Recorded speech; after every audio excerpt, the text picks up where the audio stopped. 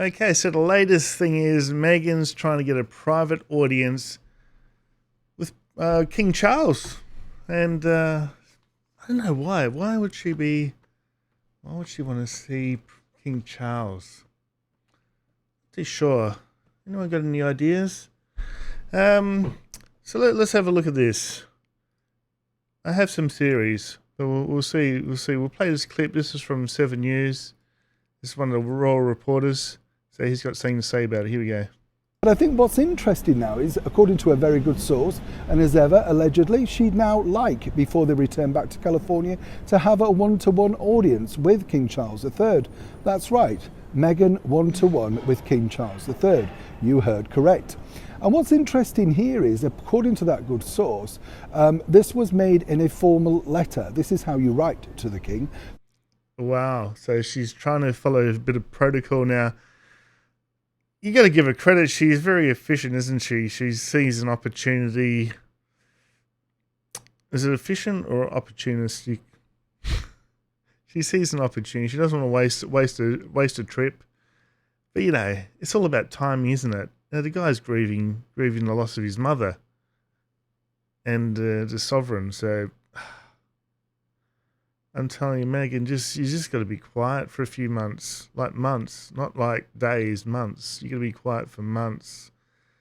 Everything's got to calm down a bit because you start pushing things. She just keeps pushing. It's like Samantha said. She's Princess Pushy. She's just so ambitious and she's very goal orientated. This is what I'm getting out of all this. Very, very goal oriented. You just cannot let an opportunity get missed. Just leave it. Let it go. Okay, here we go. Through his equerry, and then, of course, that's passed on, etc. Equerry. That's Major Johnny Thompson. Now, you have to admire Meghan's self-belief, whatever you think. Basically, according to this letter, she feels it would be an opportunity to clear the air, put the rights from wrongs, and explain some of the behind what they've been doing over the last 2 years. So sorry. And that was the end of that, I think. It did say 42. Say 42 seconds. But anyway, yeah. All right. I think we're going to go to an ad. We'll keep that on mute. So here we go. So royal reporters claim that Meghan, Duchess of Sussex, had written to King Charles. Being shot down is very unlikely. Apparently he's in Scotland. So, Neil Sean, a US-based entertainment correspondent who's worked with the media outlets such as NBC and Access Hollywood, said he had heard from a very good source that Meghan requested a private audience with Charles before she and Harry returned to the US. There we go. So, however, King Charles has left for Scotland, returning to the Balmoral estate where his mother died on September the 8th at the age of 96. With Harry and Meghan keen to return to their children, Archie and Lilibet, who are being cared for at a home in Montecito, and King Charles now in Scotland. Amelia is likely not on the cards. She's just making life difficult for herself, isn't she? They really haven't anyone to blame but themselves. The other day I sort of looked at this and I was thinking, let's go back. What triggered all this? And the one thing I could find was, because Meghan was treated pretty well, I thought. And the only thing I could find was, I think it was a Daily Mail, and they said, Harry's new girlfriend is, straight out of Compton or something, which sort of had, pretty negative connotations. But seriously, if that sort of thing is the worst that had come out and triggered them into leaving, I it's just ridiculous. Every one of Harry's girlfriends gets scrutinised. Kate was getting weighty Katie.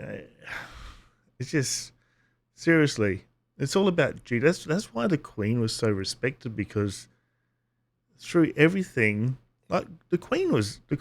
You got to remember, I'm old enough to remember when Princess Diana died, and the Queen was hated for a while there because I'm telling you, it was almost like a revolt in the UK because we hadn't heard from her, and she was up in Balmoral and wasn't hearing anything from her, and no statement. And she ended up coming back down to Buckingham Palace and meeting with the crowd, and slowly turned things around.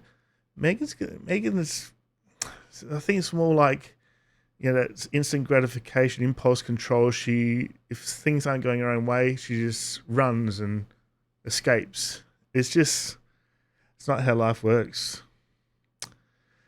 There we go. And here we go. This is what I was saying too. The source added it would be odd for Meghan to request a meeting without Harry, and it would be very unlikely for such a demand to be made while Charles is still deep in mourning. Exactly. There'd be no official comment from any of the royals on whether Meghan requested or was granted a private meeting with the King.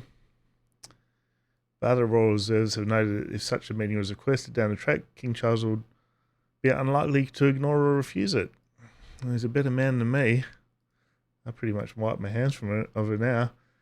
She's got a lot of work to do to get back on the good books. Charles spoke of his love for Harry and Meghan in their first public address as king and reported keen to mend fences. Good on you, Charles. I couldn't do it. I'd have to see a lot of change. First of all, I'd have to see no mics. That'd be request number one. No mics. Like, there's no way they can FaceTime. Meghan would be screen recording. Like, look at the stuff I do on YouTube. I can screen record. We're doing it right now. I'm screen recording this. Hello, up, down, up, down. So you can imagine, Meghan could easily just screen record any FaceTime.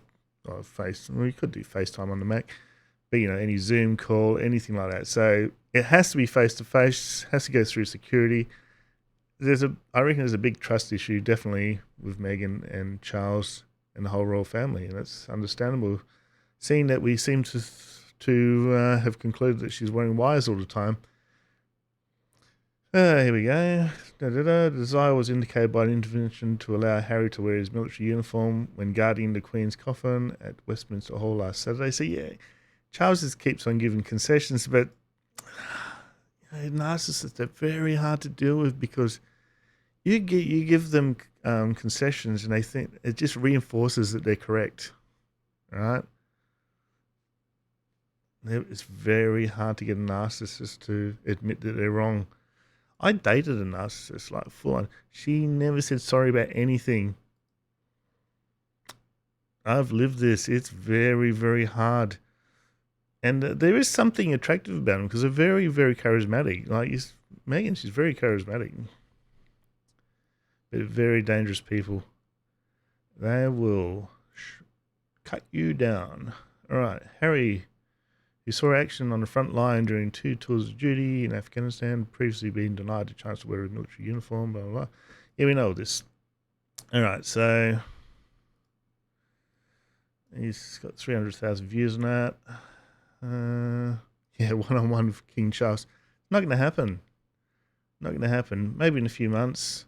They're gonna make regular trips back to England. I think they've leased Frogmore Cottage again, so don't know how they're going to afford that if all their Netflix net goes down the toilet. But they think they're going to have lots of money to be leasing Frogmore Cottage.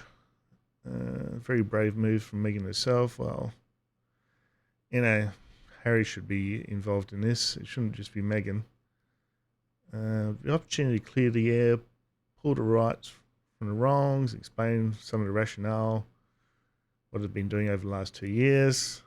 Yeah, they've been trying to make their own living, but I think Meghan's looking at Plan B.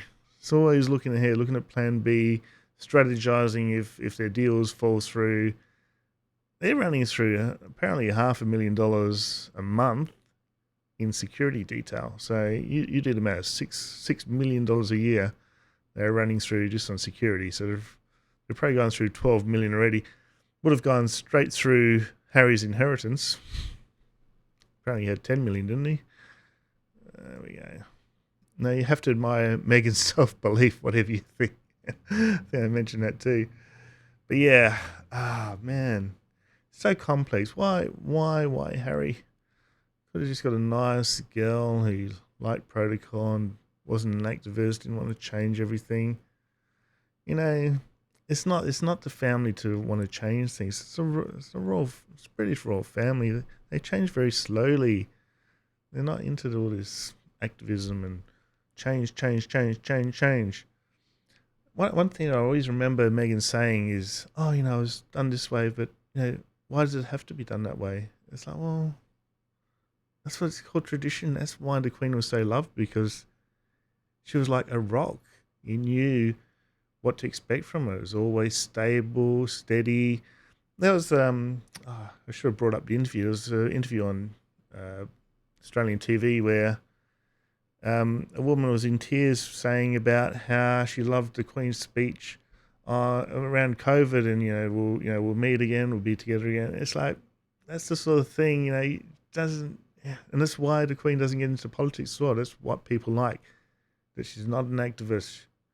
She was always there. So anyway, guys, so just still don't know. It's a bit hot in here. I still don't know why Meghan wants to talk to Charles. Just don't know. Anyway, put that down there. All right, if you got any ideas why Meghan would want to talk to Charles, why she's so keen to talk to Charles now after just ignoring him, why she doesn't want to speak to her dad, even though she's obviously known her father longer than Charles. So why the discrepancy? Love to hear your comments below.